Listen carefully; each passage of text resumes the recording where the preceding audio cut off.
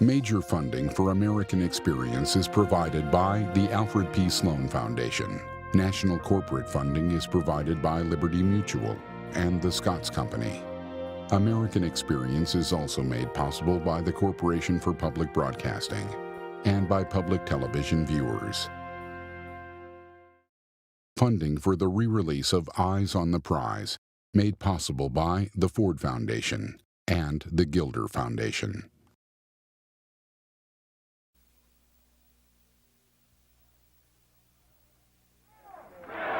Selma, Alabama, 1965. No, I don't need to leave. We have come to register to vote. If you can't vote, you ain't free. And if you ain't free, well, then you're a slave. We're willing to be beaten for democracy. Years of struggle came down to this climactic battle for voting rights. Before it ended, black and white Americans gave their lives. But would that be enough? You beat people bloody in order that they will not have the privilege to vote. I know the one thing we did right was the day we started to fight. Keep your eyes on the prize. Hold on, hold on. Keep your eyes on the prize. Hold on. In the areas of the country where the government has proven itself unable and or unwilling to defend the Negroes when they are being brutally and unjustly attacked, then the Negroes themselves should take whatever steps necessary to defend themselves. To many Americans, black and white, this was their worst nightmare. Race riots in northern cities during the summer of 1964. The civil rights movement was 10 years old. Nonviolence had been the strategy. But could nonviolence work in a society which grew angrier each day? On behalf of the Nobel Committee, To the world, Martin Luther King Jr. had come to symbolize the success of nonviolent strategy. He received the Nobel Peace Prize in December 1964. diploma and a gold medal. Thank you. Thank you.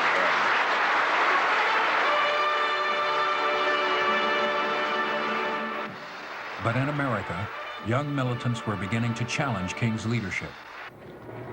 Dallas County, Selma, Alabama.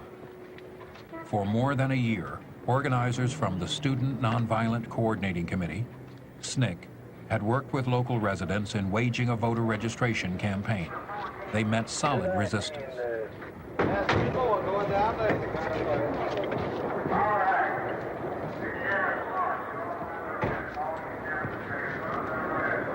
Everyone not under arrest, get where to be immediately.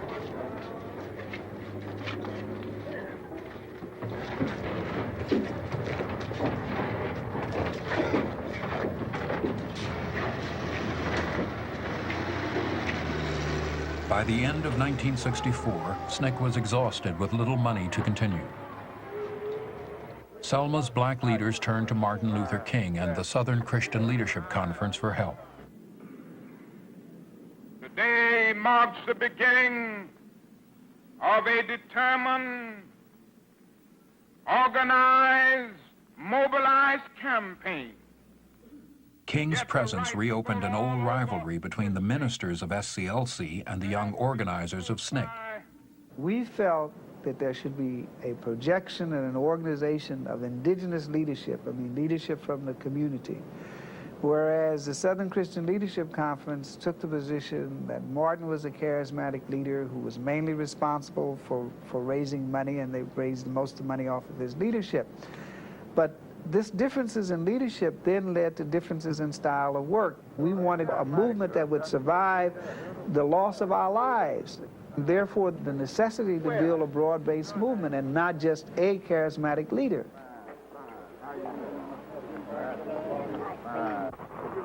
SNCC and SCLC put aside their differences and launched a combined effort on January 18, 1965. The Dallas County Courthouse steps became a dramatic stage as prospective voters lined up for the registrar's office inside. The key actor was Sheriff Jim Clark. You resident of Dallas County, you move back off the sidewalk there. Get on back there. Get on back. Get on back. Move on. Move on, move on. You get back on the sidewalk. Off the sidewalk. And move back there. You are blocking the traffic and you interfere in the line. Move back. Movement leaders counted on Clark to draw media attention, the kind of attention that would interest Washington and win voting rights legislation. I am a segregationist. I do not believe in biracial committees. Selma's political leaders understood the movement's tactics and were desperate not to get caught in the middle. Mayor Joseph Smitherman and his public safety director Wilson Baker hoped to restrain the volatile Sheriff Clark as he dealt with the demonstrators. They picked Selma just like a movie producer would pick a set. You had the right ingredients. I mean, you'd had to see Clark in his day. He had a helmet liner like General Patton. He had the clothes, the Eisenhower jacket, and a swagger stick, and then Baker was very impressive, and I guess I was the least of all. I was 145 pounds and a crew cut and big ears, so you had a young mayor with no background or experience. Our city and our county has been subjected to the greatest pressures I think any community in the country has had to withstand. We've had in our area here outside agitation groups of all levels. We've had Martin Luther King. We have had people of the Nazi Party, the States' Rights Party. Both of these groups have come in. They have continually harassed and agitated us for approximately 3 or 4 weeks. More than half of Dallas County citizens were black, but less than 1% were registered by 1965. Throughout much of the South, custom and law had long prevented blacks from registering. In Selma, the registrar's office was open only 2 days a month. Registrars would arrive late, leave early, and take long lunch hours. Few blacks who lined up would get in, and getting in was no guarantee of being registered. President Johnson knew the problem, and now, having soundly defeated conservative Barry Goldwater in the recent election, he set this goal. I propose that we eliminate every remaining obstacle to the right and the opportunity to vote. But Johnson's staff had doubts about pushing for more legislation. I think those of us who had been involved day in and day out in civil rights litigation, in getting the 1964 Civil Rights Act through Congress, were the people who were dragging our feet and wanted breathing room. The president didn't want that. He said, get it and get it now, because we'll never have a better opportunity to get legislation on any subject, including civil rights, than we have right now in 1965. We have the majority to do it, we can do it. Although Sheriff Clark tried to control his temper, the strain began to show. In mid-January, he arrested Mrs. Amelia Boynton, a highly respected community leader.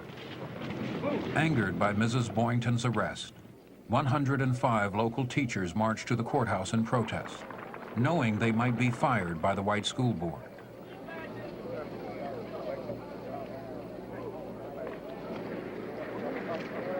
This courthouse is a serious place of business. You seem to think you're taking it to just to be Disneyland or something on parade. Do you have business in the courthouse? We just want to pass. Do you have any business in the courthouse? The only business we had was to come by to the Board of Registers to register. The Board of Registrars is not in session this afternoon, as you were informed. You came down to make a mockery out of this courthouse, so we're not going to have it.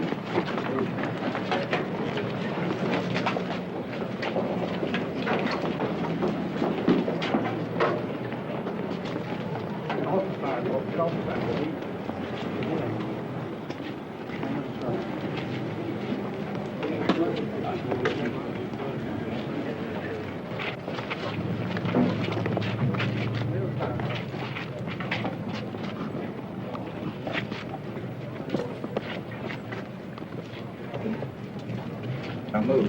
Move.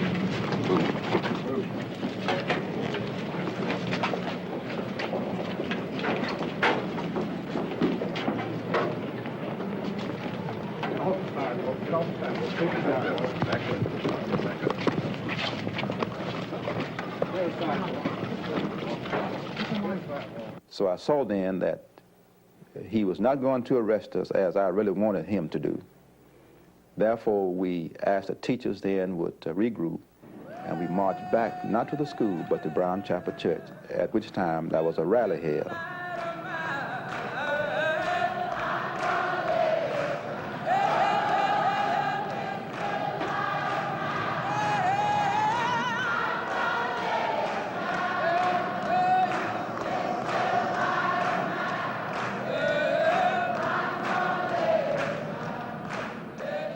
The Teachers' March was the first black middle-class demonstration in Selma.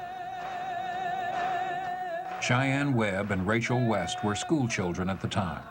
And it was amazing to see how many teachers had participated. I remember vividly on that day when I saw my teachers marching with me, you know, just for the right to vote. And it was, teachers then was somewhat like up in the upper class, you know. People look up to teachers then and look up to preachers. They were somewhat like leaders for us back then. Then the undertakers got a group and they marched. The beauticians got a group, they marched. Everybody marched after teachers marched because teachers had more influence than they ever dreamed in the community. And we want you to know, gentlemen, that every one of you, see, we know your badge numbers, we know your names. In mid-February, Reverend C.T. Vivian, an SCLC organizer, confronted Sheriff Clark and his deputies on the courthouse steps. But believe me, there were those that followed Hitler, like you blindly follow this Sheriff Clark, who didn't think their day would come. But they also were pulled into the courtrooms, and they were also given their death sentences. You're not this bad a racist, but you're racist in the same way that Hitler was a racist. And you're blindly following a man that's leading you down a road that's going to bring you into federal court. Now, I am representing people in Dallas County, and I have that right to do so. Now, and as I represent them, and they can speak for themselves, is what I'm saying true? Yes. Is it what you think and what you believe? Yes. For this is not a local problem, gentlemen. This is a national problem. You can't keep anyone in the United States from voting without hurting the rights of all other citizens. Democracy's built on this. This is why every man has the right to vote, regardless. And he started shouting at me that I was a Hitler, I was a brute, that I was a Nazi. I don't remember everything he called me. And I did lose my temper then. We have come to be here because they are registering at this time. Turn that light out. And we have come to I can't enforce the law with the light, my face. We have come to register.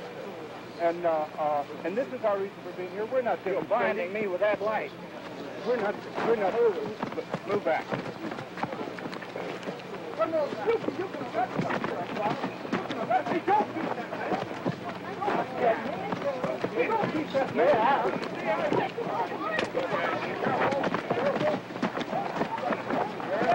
You want to arrest us, you don't have to beat us. No, you don't have to beat us. I don't remember even hitting him, but I went to the doctor and got an x-ray and found out I had a linear fracture and a finger on my left hand. With Jim Clark, it was a clear engagement between the forces of movement and the forces of the structure that would destroy movement. It was a clear engagement between those who wished the fullness of their personalities to be met and those that would destroy us physically and psychologically. You do not walk away from that. This is what movement meant. Movement meant that finally we were encountering on a mass scale the evil that had been destroying us on a mass scale. You do not walk away from that. You continue to answer it. If we're wrong, why don't you arrest us? Why don't you get out in front of the camera and go on? It's not a matter of being in front of the camera. It's a matter of facing your sheriff and facing your judge. We're willing to be beaten for democracy, and you misuse democracy in the street. You beat people bloody in order that they will not have the privilege to vote. You beat me in the side and then hide your blows. I don't need to leave. We have come to register to vote. Hey, everybody under arrest! Let them all go! You don't arrest me!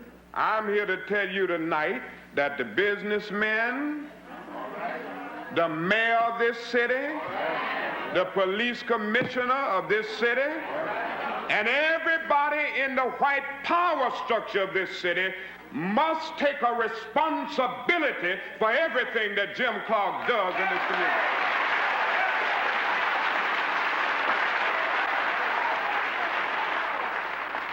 It's time for us to say to these men that if you don't do something about it, we will have no alternative but to engage in broader and more drastic forms of civil disobedience in order to bring the attention of the nation to this whole issue in Selma, Alabama. The campaign in Selma escalated when violence erupted during a march in a neighboring town. The march in Marion, Alabama was a nighttime march, and a nighttime march was always dangerous. And there was always discussion within the movement whether or not to have nighttime marches because they knew they were dangerous. We went up there this night, and we knew there was going to be trouble right away because local folks came up to us and threatened us, sprayed our cameras with black paint so we couldn't shoot, ordered us to put the cameras down, and harassed us.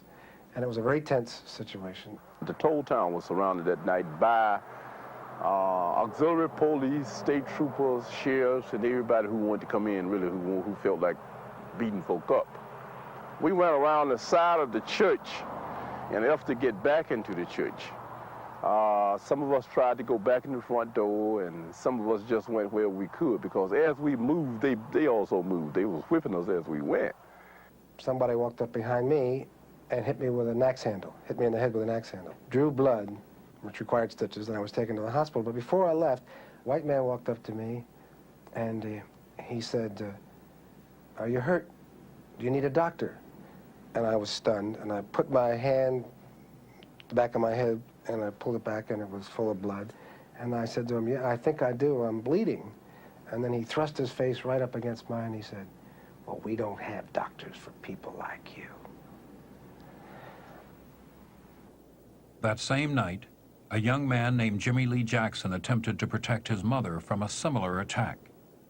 He was shot at point-blank range by an Alabama state trooper and died 8 days later.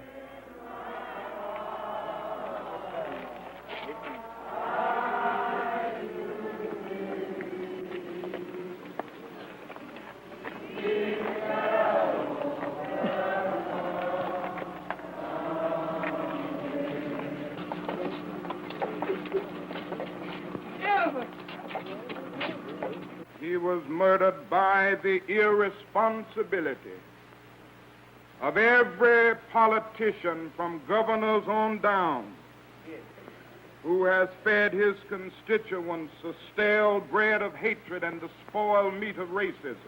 Yes, sir. He was murdered by the timidity of a federal government that can spend millions of dollars a day to keep troops in South Vietnam and cannot protect the lives of its own citizens seeking the right to vote.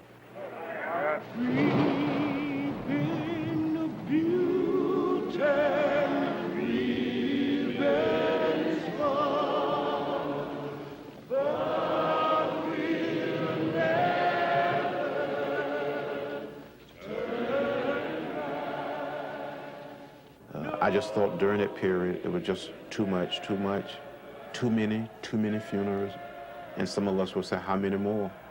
We was infuriated to the point that we wanted to carry Jimmy's body to George Wallace and dump it on the steps of the Capitol. We had got about like the white folk are.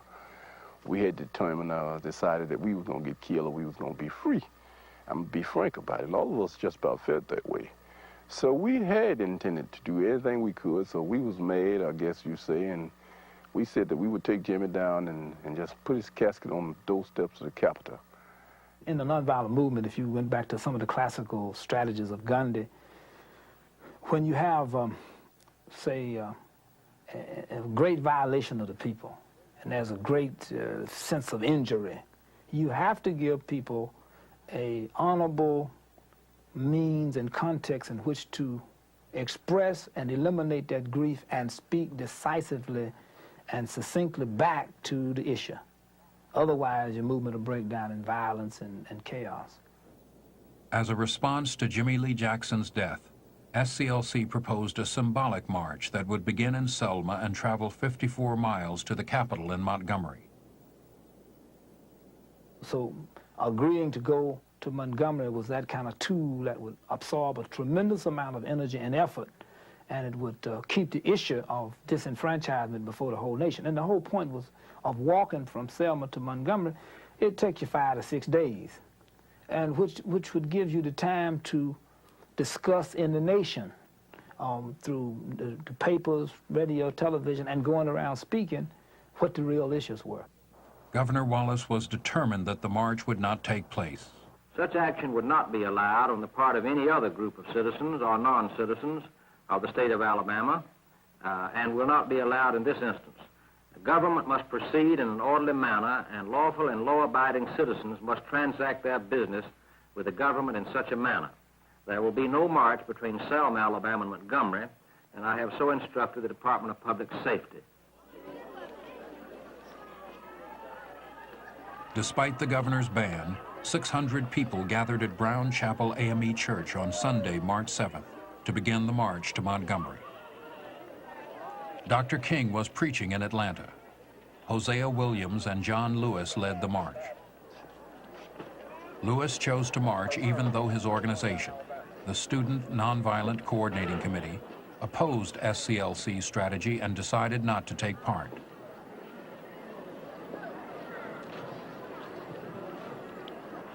Surprisingly, as they walked through the center of town, there were no police in sight.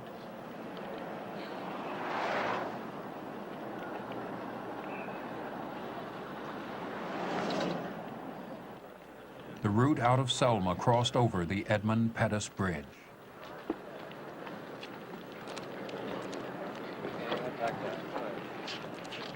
Cheyenne and I went to the Edmund Pettus Bridge.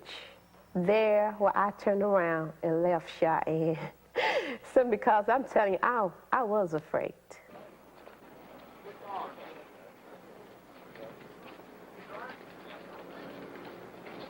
Waiting on the other side were Alabama state troopers, under orders from Governor Wallace to stop the marchers.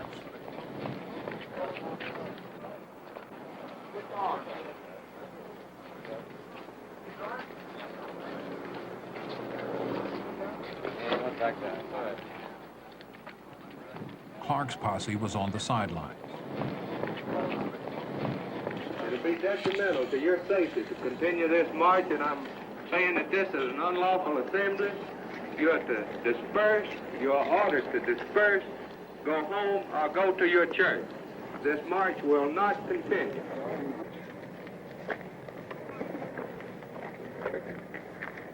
Is that clear to you? I've got nothing further to say to you.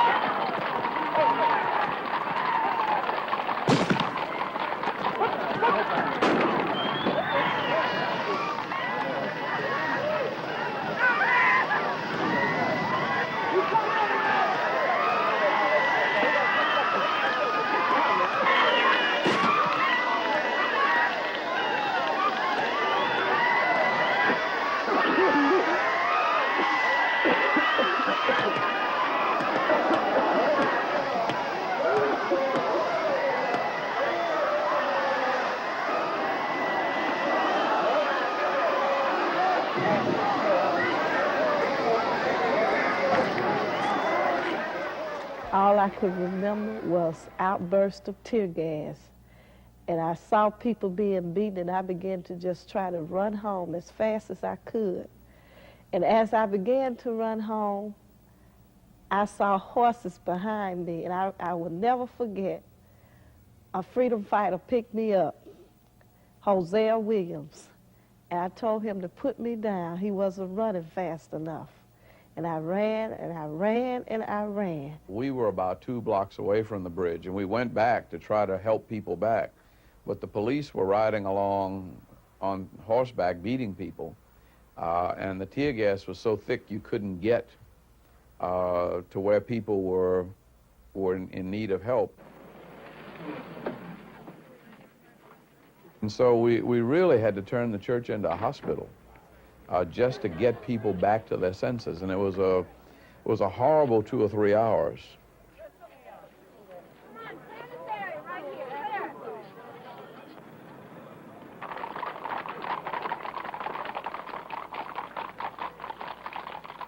Shock gave way to anger. There was talk of retaliation.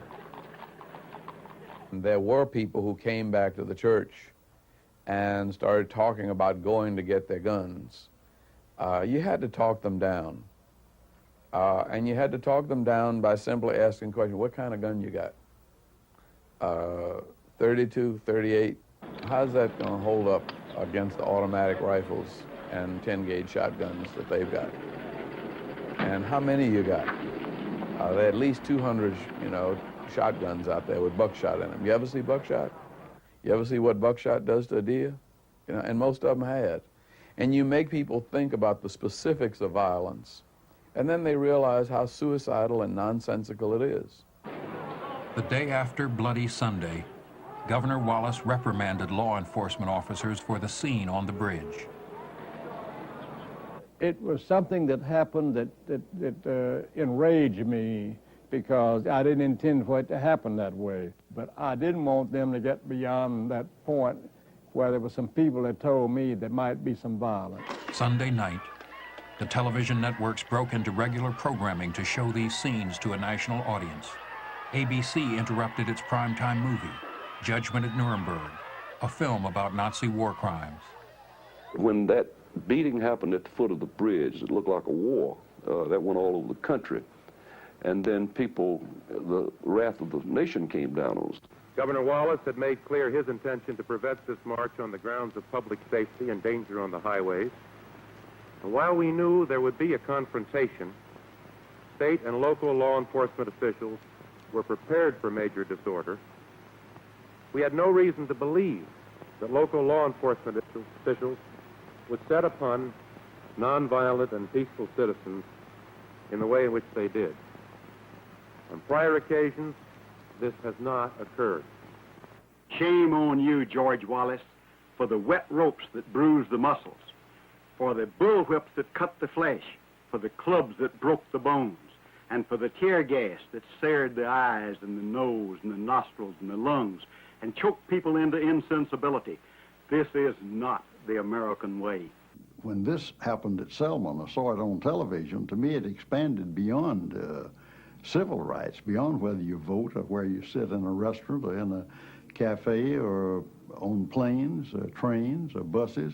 It became a matter of human life, and it became an issue that transcended any of those we're voting on, became bigger than that. After the beating on the bridge, we immediately sent out a call for our friends. We didn't think we could count on police protection. People said we should send in the National Guard.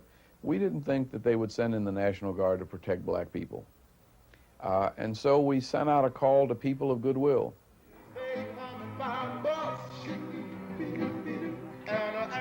From all over the country, people came to Selma, among them 450 white clergymen. Here are a group of people, black and white, saying to us, we are here to share with the people of Selma in this struggle for the right to vote. We have seen on the television screen the violence that took place, and we're here to share with you.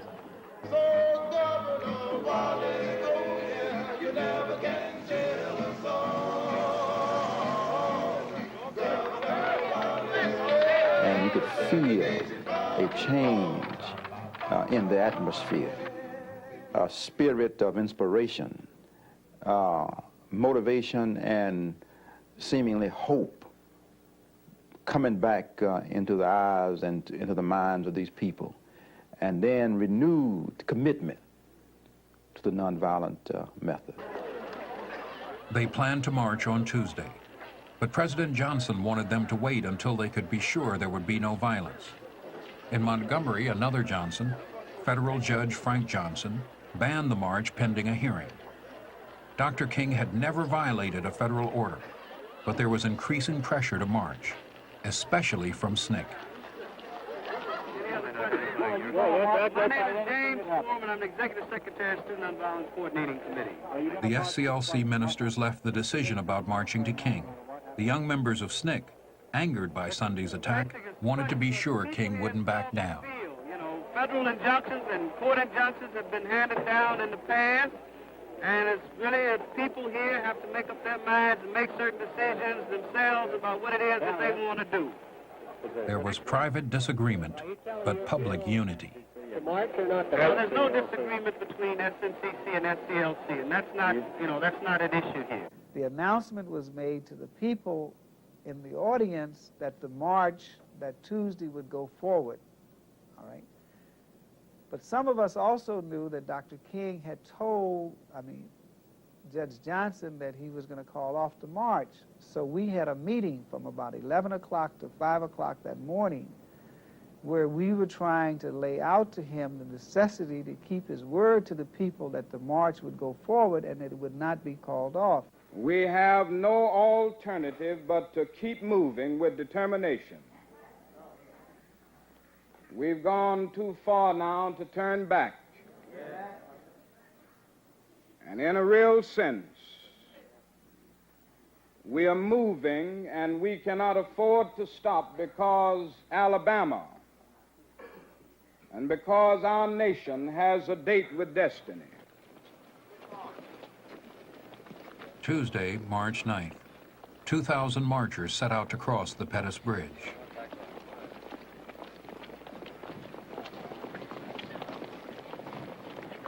This time, there were politicians, labor and church leaders, members of SNCC, the widow of a U.S. senator, and a few Southern whites. They were side by side with those who had been beaten 2 days earlier.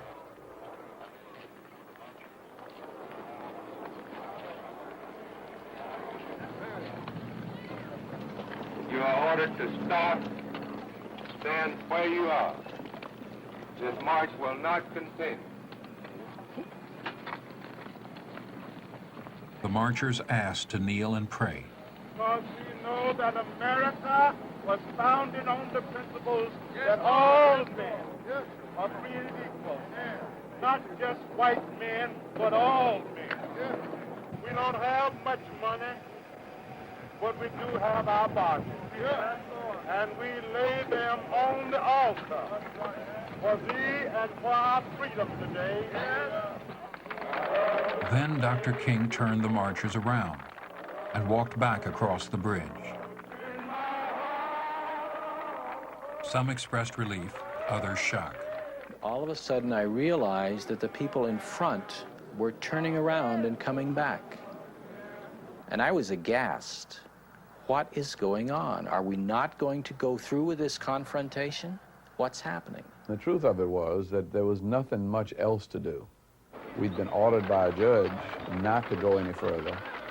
If we had run into that police line, they would have beaten us up with court approval. SNCC members would call the turnaround a sellout, worsening the split between them and SCLC. For others, there was a sense of confusion. We waited to hear Dr. King's explanation of why this had been. We never fully understood. But what we did understand, he is saying, as many of you as can, could you stay a few more days? Could you remain? Well, most of us had come without even a toothbrush because we thought it was a one-day event. But nevertheless, a number of us decided to stay, I among them. Later that evening, Reverend Miller, along with ministers Clark Olson and James Reeb, were returning from dinner. Unfamiliar with the town, they took a wrong turn past the Silver Moon Cafe. And as we started walking from across the street, there appeared 4 or 5 white men, and they yelled at us, "Hey, you niggers." And we did not look across at them, but we just sort of quickened our pace. We didn't run, but continued walking in the same direction. And they apparently came across the street from our left and behind us, and one of them was carrying a club. And Clark said he turned around and saw the club just as it was swung. And Jim Reeb, being closest to the curb, caught the full impact of that blow. James Reeb died 2 days later. Ain't you got a ride? Ain't you got a ride? Ain't you got a ride? Ain't you got a ride? Ain't you got a ride? Ain't you got a ride to the tree of life? News of the attack provoked a national outcry. In many cities, demonstrators protested the violence in Selma. Ain't you got a ride? Ain't you got a ride? Ain't you got a ride to the tree of life?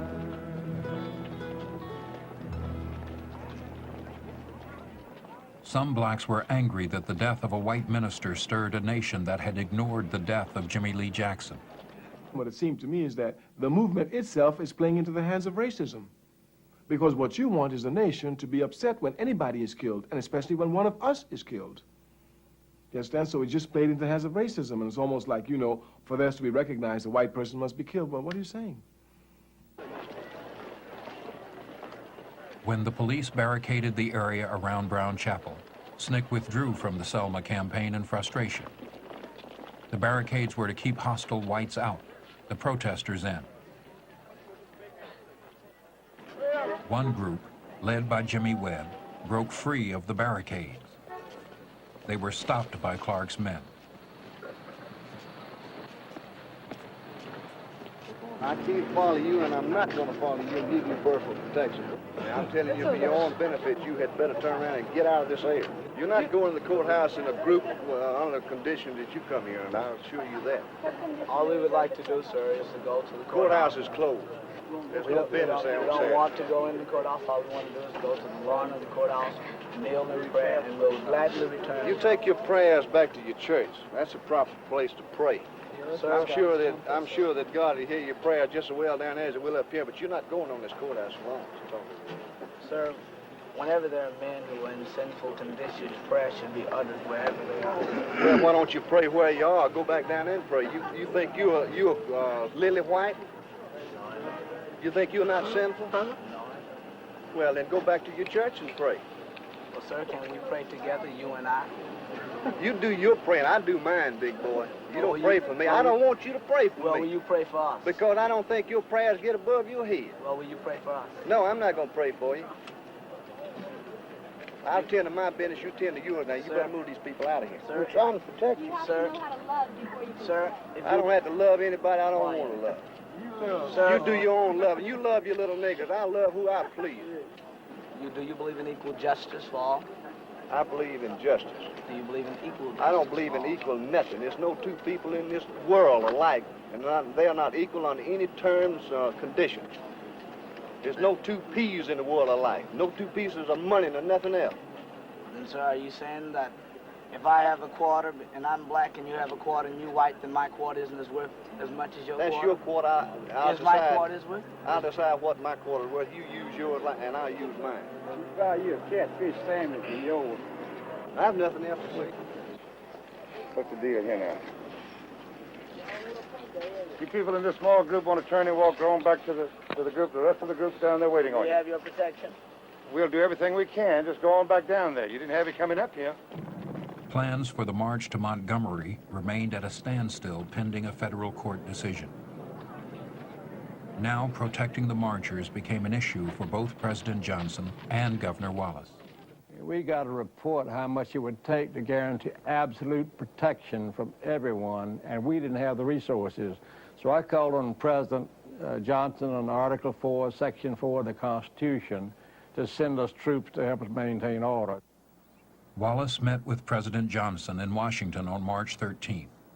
What happened in the meeting was that the president totally snowed him. Governor Wallace didn't quite grovel, but he was so pliant by the end of the 2 hours, with President Johnson putting his arm around him and squeezing him and telling him it's a moment of history, and how do we want to be remembered in history? Do we want to be remembered as petty little men, or do we want to be remembered as great figures that faced up to our moments of crisis and that kind of thing? And then he led Governor Wallace out in the hopes that Governor Wallace, who was by that time like a rubber band, would give a press statement that confirmed his determination to protect the marchers at Selma, comply with the court order from Judge Johnson, and act like a responsible governor. Well, all I can say is that I am very hopeful that we can have a solution to the problems that confront us in this regard, and I did request, I did make some suggestions, and I hope that we can have a cessation sometime of the demonstrations, although I recognize the right to peacefully assemble, but I do think there are limitations. That's all. Can you tell us, Governor, what the president... Governor Wallace still refused to pay for protecting the marchers.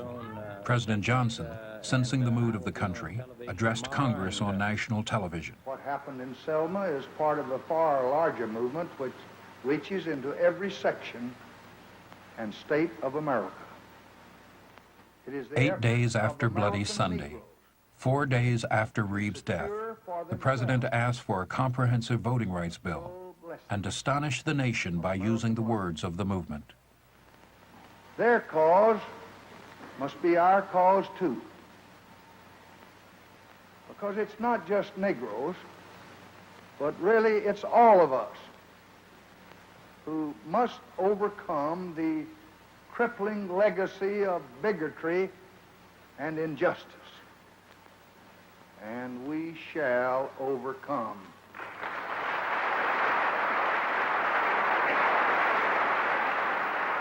Lyndon Johnson came on, the late president, and said, "We shall overcome." And it's just like, you'd stuck a dagger in your heart or something like that. I mean, you know, what's this guy doing? And, you know, you had respect for your country. The South's very patriotic, but it just destroyed everything you'd been allegedly fighting for. We were all sitting around together, and Martin was sitting in a chair looking toward the TV set.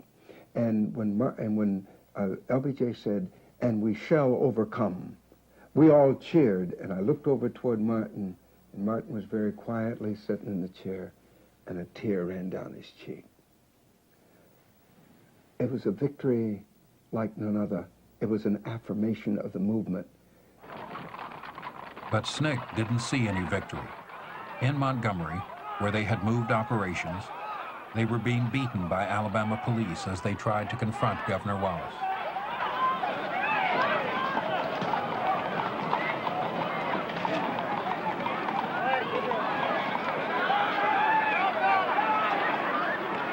That's overhead. Oh!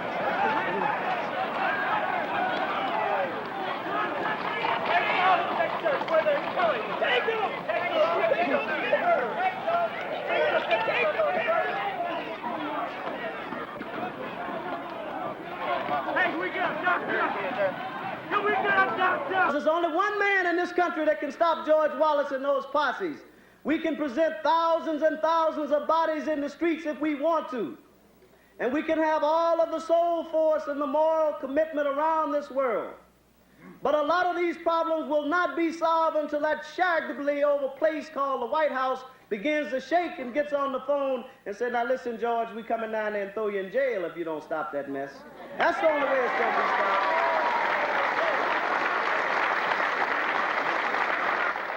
It's not just the sheriff of this county or the mayor or the police commissioner or George Wallace.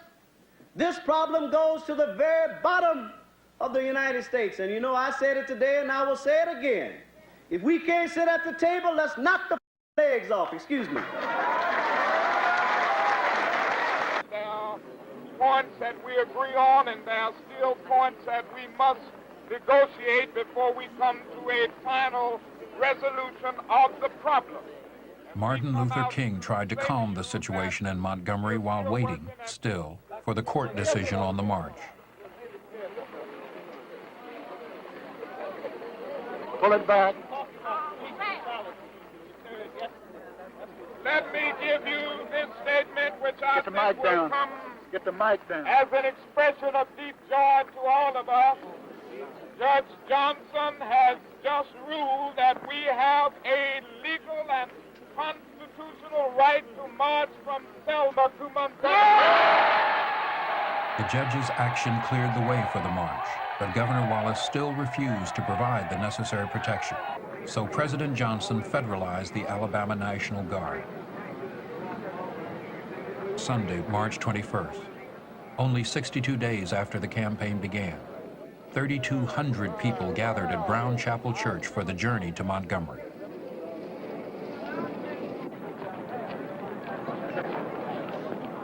We are going to walk non-violently and peacefully to let the nation and the world know that we are tired now. We've lived with slavery and segregation 345 years. We waited a long time for freedom.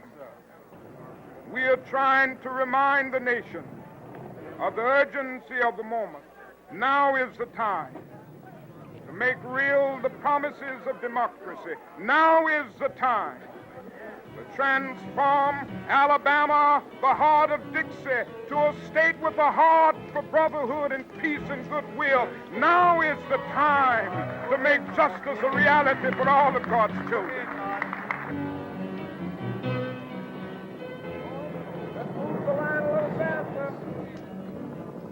We're marching on to freedom land. We're marching on to freedom land. 'Cause our strength from day to day as we walk the narrow way. We're going forward. We're going forward. One day we're going to be free. Oh, we're marching on. Come on, to freedom land. Come on. We're marching on to freedom land. 'Cause our strength from day to day as we walk the narrow way. As we walk the narrow way. We're going forward. We're going forward. One day we're going to be free. One day we're going to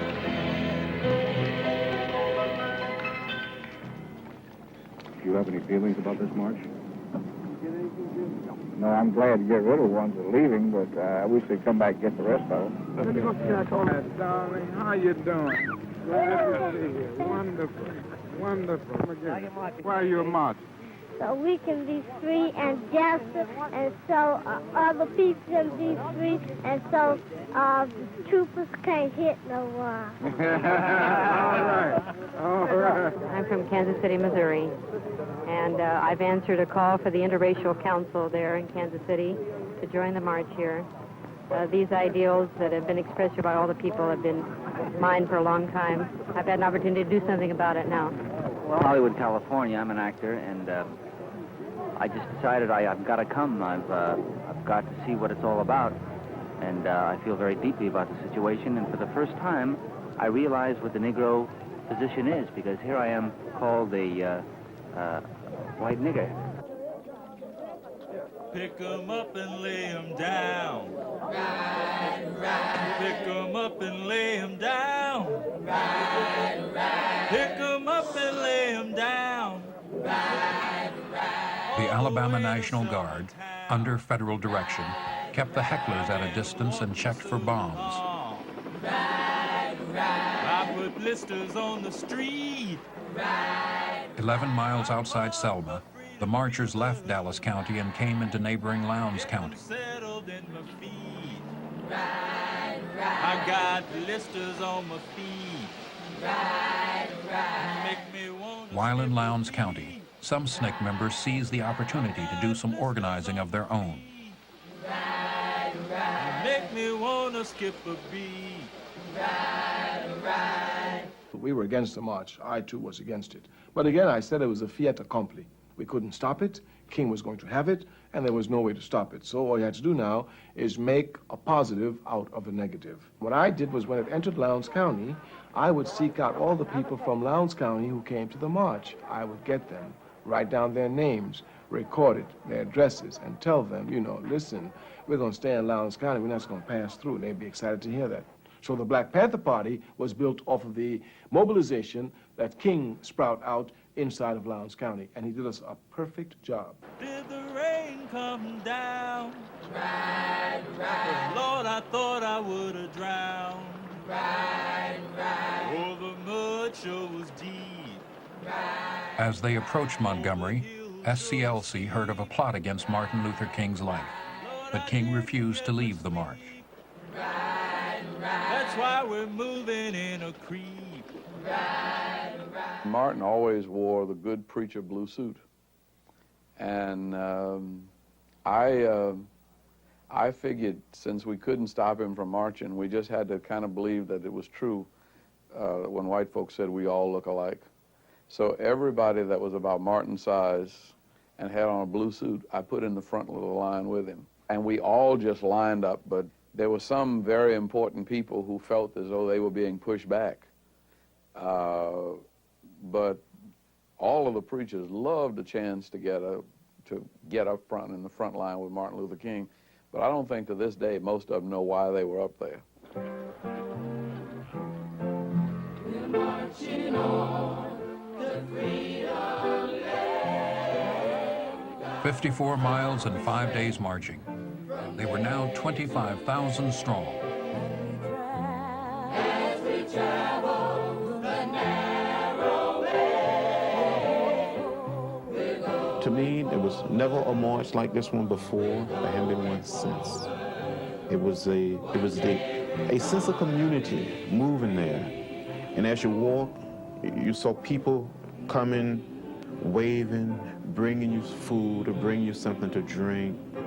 You saw the power of the most powerful country on the face of the earth. In the euphoria of the moment, no one could know the traditional civil rights movement would never again be the same.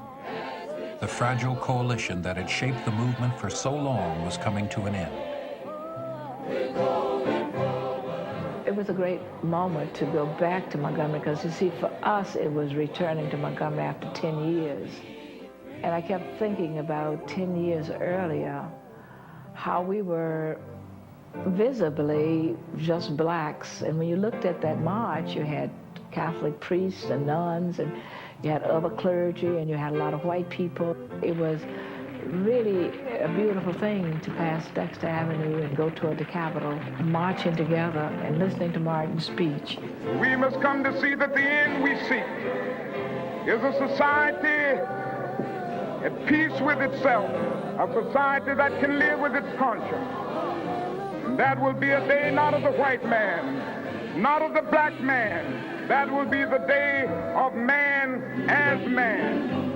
However difficult the moment, however frustrating the hour, it will not be long because truth crushed earth will rise again. How long? Not long. Because no lie can live forever. How long? Not long. Because the arc of the moral universe is long, but it bends toward justice. How long? Not long.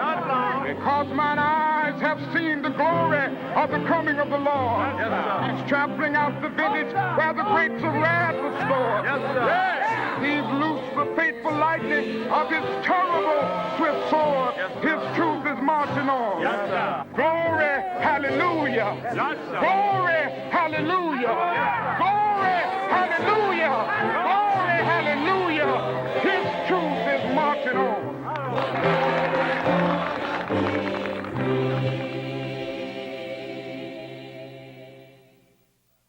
That night, Viola Liuzzo, a white housewife from Michigan, was murdered by Klansmen as she transported marchers back to Selma.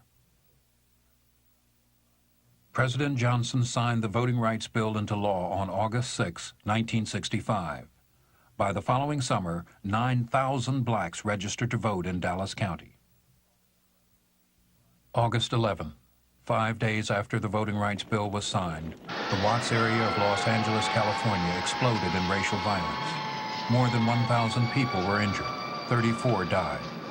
It signaled a new direction for the movement, the next phase of America's civil rights years.